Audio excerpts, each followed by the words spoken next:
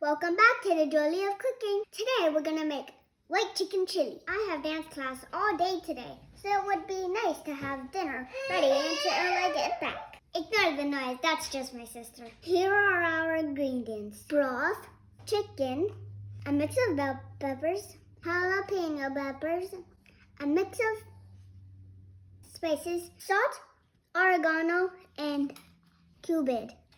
And this is onions. Garlic. These are onions, I meant. And these are beans. Now, we're just going to put all these ingredients in the crock pot. This one is spicy. I'm not going to put it in there.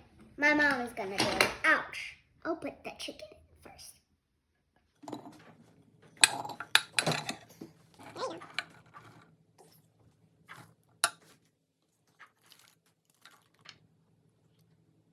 I'm going to take this now. Spread it around. Oh, okay. So, I'm going to mix it. I got to get all the way to the bottom. I'm going to put this on the crock pot.